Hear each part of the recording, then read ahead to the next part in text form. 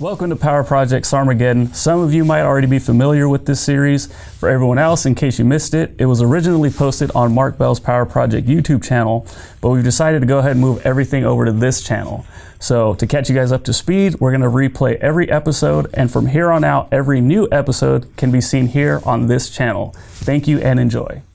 Well, I mean, it's the question I've been wanting to ask you since you walked into the doors. Why are your biceps so big? Exactly. Let me get a peek check and hurry up. There you go. Not too shabby. Now, I'm 33. I definitely have not peaked as far as like my fitness abilities and whatnot. Is something like SARM's a good idea for me to start taking? It's a 99% chance that you go on a low dose of SARMs, you have tremendous benefits and you have zero side effects. But you're playing that 1%. So you, Right. as an educated person who's making a decision that you're responsible for, have to understand you're taking that 1% risk.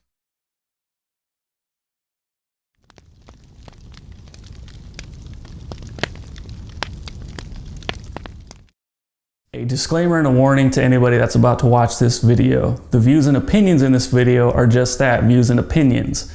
Everything you see is going to be done for research and entertainment purposes only. I do not advise nor condone the use of anything you're about to see in this video. Everything is just for entertainment purposes only. Whatever you do with the information you get from this video is all up to you, but ultimately, don't be stupid. Okay, so Tony, believe it or not, there's going to be a handful of people watching this that have never even heard of SARMs. Can you please tell us what SARMs exactly are? Well, we all know what steroids are. Yes. We know they build muscle, but they also have possible side effects. So SARMs were designed with the intent to have the benefits of steroids, which is performance enhancing, healing abilities, strength increase, muscle gain, potentially fat loss, but without the side effects. And the way they did that is normally steroids are based on the testosterone molecule. And as time progressed, scientists found that if they made modifications to the testosterone molecule, they could make it more beneficial with less side effects. So we have the progression of steroids getting better and better. We reached a certain point, we kind of maxed out what we could do with the steroid molecule. Then scientists came up with a whole new synthetic compound called SARMs, selective androgen receptor modulators, that have a higher binding affinity inside the muscle cell. So they're more likely to cause muscle growth and less likely to affect other parts of the body. And the way they test this is normally by testing muscle cell growth on an animal versus prostate growth. And if it grows the prostate, then that's bad. That's an androgenic side effect that we're trying to avoid when creating an anabolic substance. So SARMs have tested and proved that they do have the benefits of steroids, which is a muscle building, with less of at least the androgenic side effects. And when did you first cross paths with SARMs? So I'm 36 years old. I first started researching them about 10 years ago. I first started regularly using them about 6 years ago because I knew I was going to pass that point of no return and I was going to do steroids as an experiment. But I knew it wasn't long-term for me because I didn't want to have the side effects of steroids. Since then, I've figured out how to use steroids with almost no side effects as well. But at the time, I wanted to start experimenting with and using something where I could get the benefits of steroids without the side effects so that I could live, the next 50 years of my life being enhanced without the side effects or impacting the longevity or health of my life. Gotcha. Okay, so you know a little bit about my past. I'm about to be 34 years old. It's not out of the question for me to be 150 pounds at 6 feet tall. Just my whole life, I have not been able to maintain weight whatsoever. Is SARM would someone like me benefit from taking SARMs? Yeah, you just have to assume the risk. You have to know what the risks are and understand that you're assuming them. So one risk would be natural testosterone suppression. So you have to decide, is it worth the risk of maybe lowering my fertility or having some sort of dependence towards being on something anabolic in the future because your natural testosterone levels come down. Now it's very rare that you would have these side effects, but everybody's different. And the problem is you can read all the forums you want until you experiment on your own body. You don't know what symptoms you're susceptible to. Yeah. So with jumping on SARMs, what are some of the first things that I should start noticing? Your strength will go up very quickly and your muscle size will go up, depending on your diet. So obviously, if you're not eating enough food, you can't build muscle. But if your diet is on point, your training is on point, then you'll notice what would normally take you at your level maybe 6 months to build muscle, you could do in 1 month. So you'll probably build muscle about 6 times faster. Jeez. Holy shit.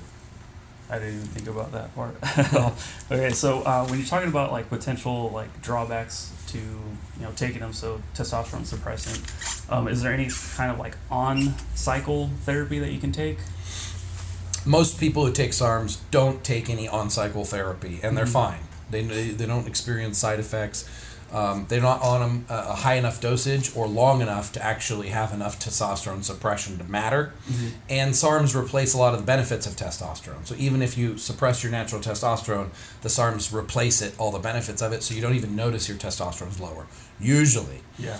But if you wanted to be like me, like a hypochondriac about it, and just try to prevent any possible side effects, you're just overly cautious, and you're willing to spend the extra money, then you can run things like HCG, which is just a small injection with an insulin needle that helps maintain your testicles to ability to produce testosterone. You can take things like clomiphene, which is a fertility drug, a SARM, selective estrogen receptor modulator, that also helps keep all the gears running down there. So when you come off, your natural testosterone comes back very quickly, or even to maintain your natural testosterone while you're on cycle. And then one thing I definitely take is a natural testosterone booster, because that's going to give your body all the raw materials and tools to be able to keep maintaining your own natural testosterone that everybody should be taking anyways. Yeah. Okay, so the biggest question, and I'm sure you get all the time, what happens after a cycle? Post-cycle therapy, or just dropping off cold turkey? Like, what are some of the drawbacks of coming off of a cycle? Yeah, to understand, we should compare it to steroids. Okay. So with steroids, you almost always need a PCT, post-cycle therapy. And that is to keep your estrogen level in check. Because when you come off the testosterone, the problem is you're very sensitive to estrogen, the female hormone, and you have a rebound effect, which we don't want, where you're not anabolic and instead you're gaining fat instead of muscle, and you feel terrible because your testosterone's low, you lose your drive, you don't want to work out. This happens to a lot of people who don't PCT after a steroid cycle. And it all depends on how long the cycle is and what dosage they take and which compounds. Well, SARMs, it's the same principle. The only thing is they're generally less suppressive on testosterone. And so you don't need usually as much of a PCT. So some people never do PCT after steroid cycle, and they're fine. Their body recovers quickly because everybody's different. Some people require PCT. Well, with SARMs, much less people need a PCT. Much more people can get away with no PCT. But there's still those that definitely need it. So out of an abundance of caution, I myself would always run a PCT. And a PCT just comprises of, if we're talking about regenerating our natural testosterone production, not losing the muscle gains that we had. Because what happens with a lot of steroid users, they do the steroid cycle, they gain a bunch of muscle, and right afterwards they lose it because their estrogen went way up and their testosterone went way down.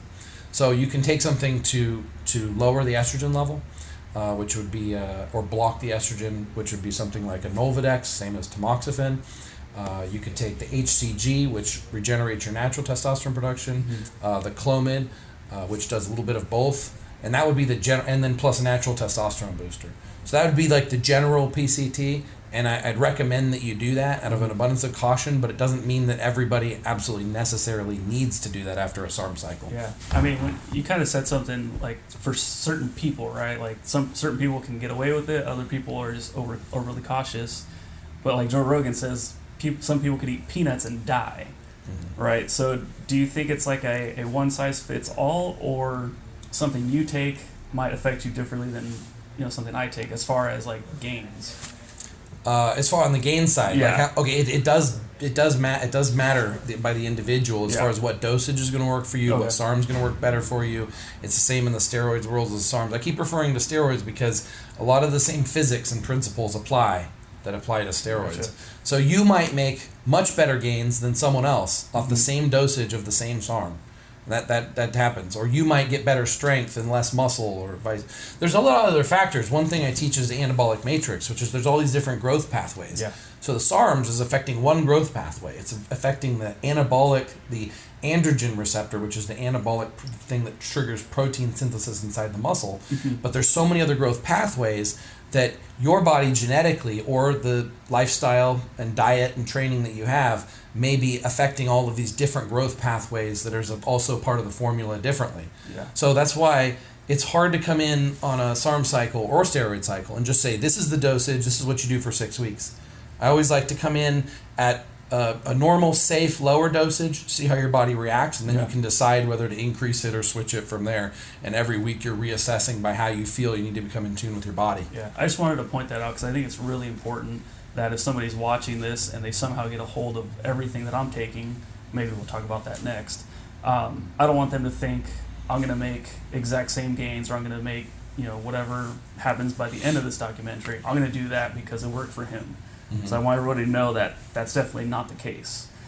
So other than, let's say, strength and size gains, are there any other benefits such as like cognitive enhancing, maybe, more confidence, obviously from gaining size and whatnot, but maybe energy levels, anything like that outside of strength and size? Okay, I'll explain the mental effects of them in a second, but one thing that people need to realize is the way that you train is mostly like a power lifter with also a lot of the accessory work. But you're prioritizing strength and performance over muscle building. So on your cycle, you're probably going to gain more strength from it than you would size. You might want to, if your goal was muscle size, you might change your workout program to prioritize muscle size. So someone else might react differently and gain more muscle because they're training for muscle, whereas you're training for performance. Yeah. All right, so the mental effects of SARMs. Yeah. They're all different. They all have different mental effects. So like an ostarine, for example, it gives people usually a good sense of well-being, similar to a testosterone or a dianabol in the steroid world. Okay. Rad 140 gives you more mental energy, but also more anxiousness and also more drive. So for the powerlifting community, they're popularizing Rad 140 because they can take it closer to a workout. It has a more instant effect, and it gives them the aggression to work out harder in the gym. Now, none of the SARMs generally will cause any poor mental performance. They won't make you tired. They won't make you anything feel negative. There are certain steroids that do have that. So I haven't found a SARM yet that has negative mental impact, like there are certain steroids that have negative impact. But I do notice that people who take longer dosages of SARMs for a longer period of time, their estrogen level comes down.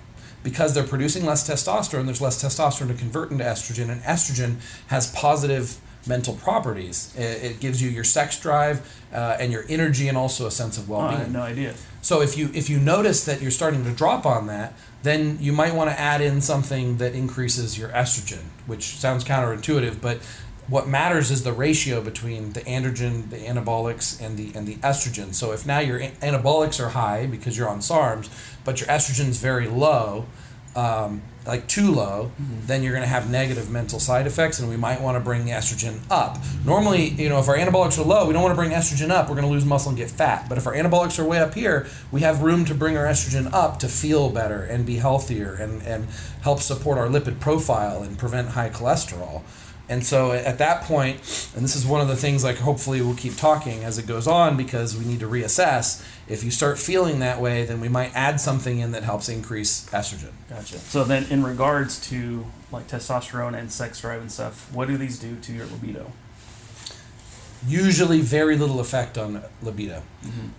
Sometimes what happens is the same thing that would happen if you take steroids, which is you get this spike, this increase in libido, and then it levels off. When someone starts a testosterone cycle, they usually get about a month of much higher libido, and then it normalizes. And that's oftentimes what happens with SARMs. So then when symptoms arise, are you able to kind of chase it down as opposed to preventing? So good question, because some side effects of steroids, once they happen, it's not too late, but it's harder to recover from versus preventing it. But getting your estrogen levels up happens immediately. It's very fast. If you just take a shot of testosterone, if you just take a birth control pill, if you take a couple pills of dianabol, something that converts to estrogen, you'll feel better the next day. That's amazing. Okay, how about gyno? It's extremely rare for someone to get gynecomastia, which is male development of female breast tissue, because SARMs don't convert to estrogen. So the reason why steroids can cause rare cases of female breast tissue in a man is because things like testosterone and dianabol and a lot of other steroids, they convert into estrogen. And some of them act directly on the progesterone receptor, which is also a female hormone receptor in the nipple as well, and things like prolactin increase. So there's a prolactin, progesterone, and estrogen, which all can contribute to gyno. Now, SARMs generally don't convert to any of these compounds, but it's possible, it is remotely possible, that it could have some contributing factor in very, very rare cases in which someone were to take it and their natural testosterone comes way down and the SARM doesn't act as androgenic as it could, and then the estrogen levels are higher, and so it's possible, but it's like a 2% chance, and even in then there's supplements that can be taken to block the gyno. That's awesome. All right, Tony, you know my background. You have all the information. You have all the supplements. What's my prescription, doc?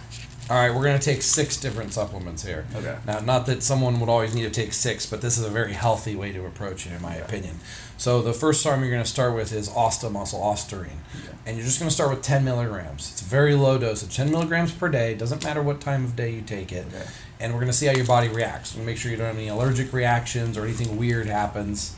And then we're going to increase the dosage after a couple weeks. Okay, so on just 10 milligrams, that's about 1 capsule, I think. Yeah. Am I going to notice anything from that, if at all? Probably after about a week, you'll notice that. So after you go through one cycle of your exercise, you hit chest twice, for example, you'll come back for your third chest workout. You'll probably notice the weight feels much easier, even off just 10 milligrams. You might look in the mirror and your muscles might look a little bit more dense, just very subtle. Okay. But the progress in, let's say, a week or 2 weeks on just even 10 milligrams of this will probably be what you ordinarily would have gotten in about 5 or 6 weeks. Oh, shit. So you are going to make faster progress. Okay. Yeah. Not upset at that. Yeah. Now, when you increase the dosage to 20 milligrams, then you'll really notice it. And then when you increase the dosage again, because I'm going to have you step up 10, 20, 30, 40. Each time we step up, you're going to notice the results come even much faster. Okay. But it's a similar idea as you're doing with your powerlifting, which is that each week you're going up in weight, progressive overload. So you're adapting your body for the next step. You only need 10 milligrams to start because 10 milligrams is all it takes to put on a couple pounds of lean body mass. Once you put a couple pounds on, it's going to take a little bit more to put on the next couple pounds, and a little bit more to put on the next couple pounds. Gotcha. All right, what else you got? All right, next is growth hormone. So this is MK677. This is going to make you very hungry. It's going to also make your metabolism speed up, and it's going to make you recover and heal much faster. It also is anabolic and builds muscle to a much less extent. It's more of a recovery and a fat burning than it is a muscle builder, but it works synergistically with the Ostarine. Gotcha. And then how often am I taking that? Any time of day, once a day. 1 capsule start with again, and you can step up. If you take 1 capsule, you might not notice you're that much hungry. You might not notice that much of a difference, but it's still working. It's definitely working. Okay. If you take 2 capsules, then you'll start probably feeling a lot more hungry. You'll probably notice you can eat a lot more. So you can use it as a tool if you have a hard time eating enough food to gain muscle. That's often a challenge. And then 3 capsules will make you extremely hungry. And then to the point where maybe you might overeat. Okay. And if you get there, then we don't want to gain too much fat. We want to kind of be gaining muscle, not fat. So what is that doing to my metabolism then? You're going to have the ability to burn more calories, and you're going to be able to use more of those calories towards rebuilding muscle, tendons, joints, ligaments, everything you need to recover from workout. So especially for powerlifting, it's going to be helpful to help heal all your joints. Because I've been in there, I've trained with you guys, and like my elbows and my shoulders are destroyed. Yeah. So I can imagine this will make a huge difference in recovering. I'm actually, as much as I can handle, I'm taking this, but it makes me too hungry. Okay. I already eat too much, so it's not for everybody. Gotcha. Next is Epimuscle.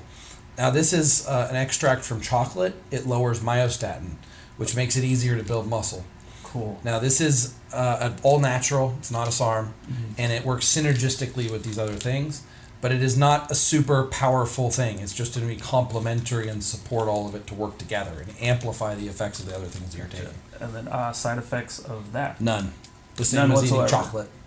Jeez. It's just, but it's like eating a lot of chocolate, but only the healthy part of the chocolate. The part that doesn't taste that great, right? Right, yeah. Yeah, exactly. Right. It doesn't have any of the sugar or the fat in it. Okay. Next is to support your natural testosterone production still and maintain a sense of well-being, and also almost as a male support multivitamin and libido enhancer. All around male supplement that everybody should be taking as some kind of testosterone booster. The problem is before Blue Ox was designed, I had to buy 3 different testosterone boosting products. So this combines the 3 top testosterone boosting products into one. Mm-hmm. So you only have to take one. But the dosage on it says 4 capsules. Mm-hmm. With this, it's actually the more the better. So maybe take 4 at night, maybe take 2 in the morning. So you're taking like 6 capsules a day. Okay. And then any side effects coming off of this one? No. None. No, and you shouldn't come off either. You should stay on after the cycle because that's going to support bringing your natural testosterone levels back if you do suffer any suppression. So when taking this, will it totally eradicate any testosterone suppressant with taking SARMs, or is it just going to aid? It'll just help. It won't completely neutralize the suppressing effect of SARMs. Okay. Next is arachidonic acid.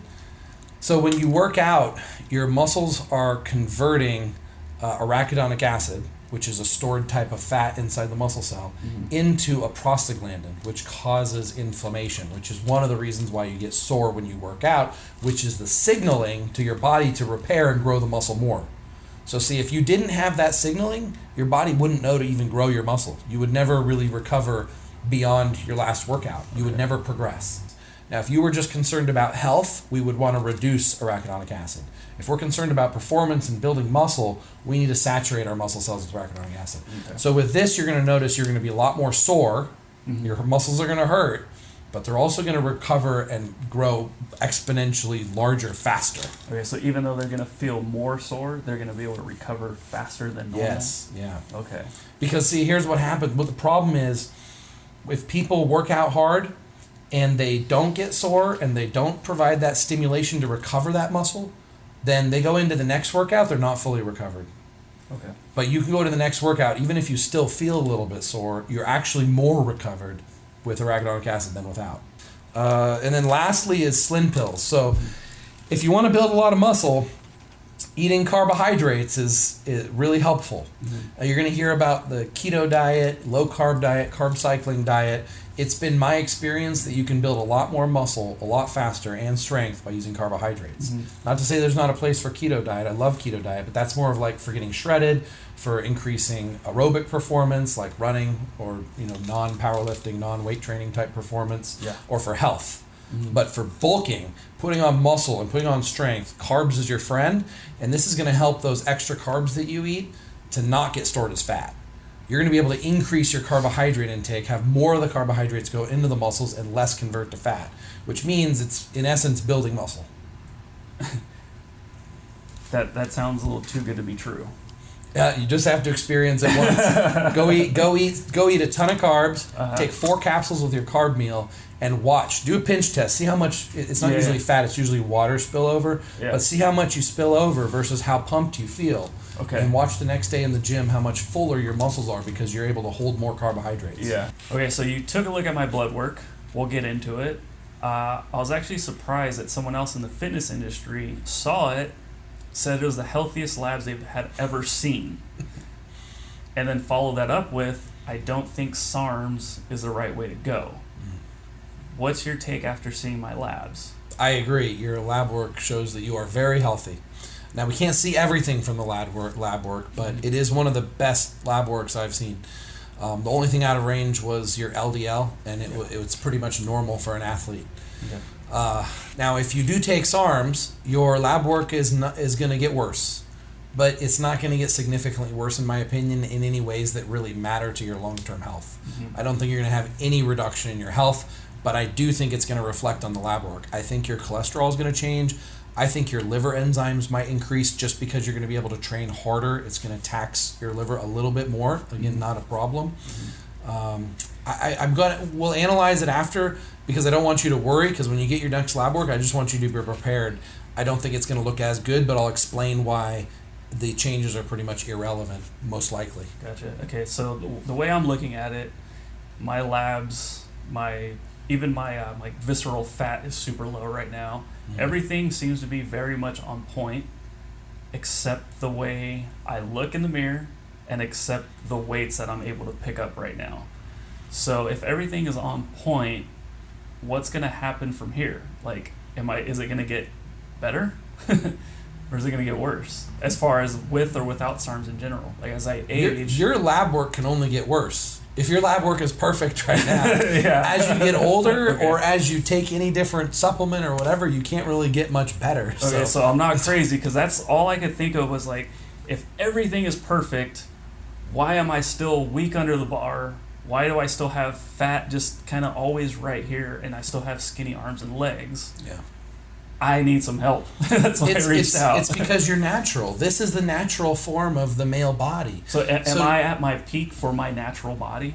No, I think you could gain more muscle naturally, but I think, in a year from now, you could look considerably different. Mm-hmm. But that's a lot of work and a lot of time in a year worth of your life versus what you could do in 1 month with a SARM stack. It's amazing. So I think you can make about a year. Well, we're doing a slow step up for you. So it's about 2 months will equal 1 year worth of progress, because we're starting with very low dosages and stepping up. So he says, why would you do SARMs? Because your blood work is perfect, but there's nowhere your blood work can go but down anyways. You're very healthy, which there's an argument to say if you're very healthy, that's a good time to do things like anabolics, versus if you're unhealthy, you wouldn't want to tax your body anymore. Okay. So I think you're in a good state to be able to do the anabolics. Yeah, I hadn't even considered that. Yeah. About thinking about trying to catch up as opposed to being ready for whatever the hell I throw at my body. Mm-hmm. Okay. But you got to keep it in perspective. I mean, whatever potential side effects could come from SARMs are never going to compare to the side effects of eating steroids or high fructose corn syrup in your ketchup. I mean, most of the food that we eat and the environment, the air that we breathe, the water that we drink is going to have a much bigger impact on your health than anything that could ever come from SARMs, health-wise. Gotcha. On Bigger, Stronger, Faster, there was a quote saying, I believe it was Louis Simmons, I gotta just freaking rewatch it, but he said, what's gonna happen when they come out with something better than steroids? Do you think SARMs are that? Yeah, absolutely. It's just a matter of dosage. So the reason why you haven't seen, well, there are a lot of big bodybuilders who now rely on SARMs, but they will never admit it. Only the people who advise them will ever know and hold that in confidence. But what we've realized is if you increase the dosage of SARMs, you get full-on steroid effects with less side effects, and you can get even greater effects. Because the SARMs have a higher binding affinity for the muscle cells, you can saturate them much easier with SARMs than you can with steroids at even a lower dosage than steroids. So we've also pioneered injecting SARMs as experiments. And we found if we compare injectable SARMs versus injectable steroids at the same dosage, SARMs are far superior, build far more muscle in a much shorter period of time. Then we lower the dosage of the SARMs, even half the dosage of steroids, still far superior.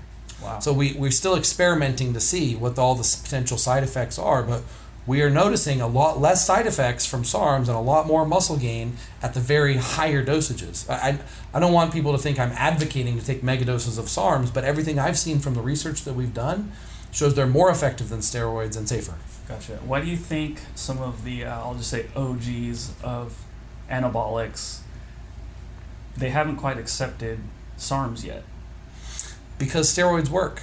And if you use steroids safely, then in their mind, it works. Why would you need anything else? I'll give you an example also, like Viagra. Viagra works. People who use Viagra, they stick with Viagra. Did you know there's like 20 other different compounds that work better than Viagra with less side effects? Nobody ever hears about them. No. They're just not popularized because Viagra already works. And people already know the dosage and people already know what to use it. There's already studies behind it. So they're just sticking with what the knowledge of yesterday was instead of pioneering the knowledge of tomorrow, because in pioneering the knowledge of tomorrow, there's a risk of failure. So especially for coaches that lead the industry, They don't want to try an experimental compound and an experimental dosage for a bodybuilder that's preparing for a competition. They need to stick with what's reliable so they can come out with reliable results. But I'm different because I'm not trying to be on the Olympia stage. I'm trying to be as healthy as possible and have all the benefits of steroids. So I already have done enough steroid cycles to know exactly the benefits I get from steroids and the side effects. Now I'm trying to improve on that. So I'm experimenting with other things that could have more benefits than steroids with less side effects, even though I know steroids already work and don't have that much side effects. Gotcha. Cool, man. I think that's it. Dude, thank you so much. Yeah. I really appreciate your time, man. It's going to be fucking awesome. Yeah. If you guys want to learn more from me, Dr. Tony Huge, check out anabolictv.com and search the internet for Dr. Tony Huge or Enhanced Athlete. Be swell and swole, friends of freedom, pioneers of human evolution. Bam. Sick.